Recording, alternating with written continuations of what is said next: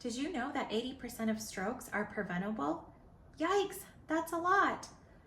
I'm Dr. Swathi Lorakun, and today we're going to discuss common stroke risk factors and what you can do to help prevent a stroke.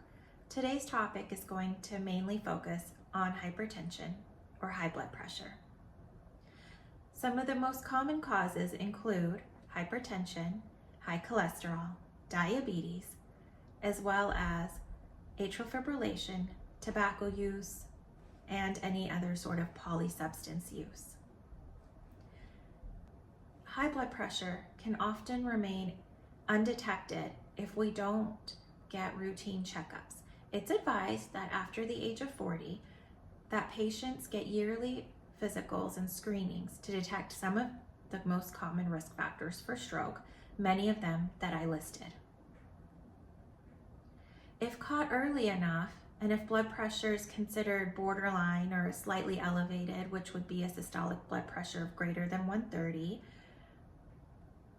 then oftentimes your physician or your primary care provider might want you or advise you to create a log of your blood pressure readings.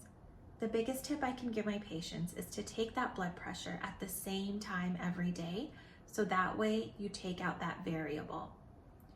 A lot of times it's super stressful to be in the doctor's office for most people, and their blood pressure is superficially elevated or higher than normal. As silly as that sounds, it's a true phenomenon, and it's called white coat hypertension. Keeping that log of your blood pressure will help determine if your blood pressure is naturally elevated and you're at risk for stroke and developing hypertension, or if it's just because you're in the stressful setting of being in a doctor's office. Some common ways that don't require pharmacological intervention to reduce blood pressure include the DASH diet, which emphasizes on low sodium foods. The DASH diet allows for lots of fruits and vegetables, as well as moderate amounts of dairy and eggs. Vigorous to moderate exercise as well is super important to help reduce blood pressure. You might be wondering why blood pressure or hypertension is a huge issue and why it causes stroke.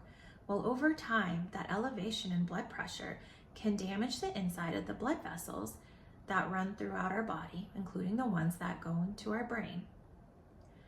Some other consequences of high blood pressure do include brain bleed or hemorrhagic stroke, and that's when a blood vessel ruptures when the blood pressure is too high.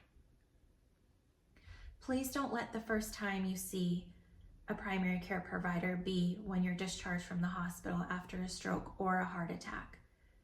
Especially after the age of 40, we should be making sure that we follow with a primary care provider to be screened yearly for hypertension.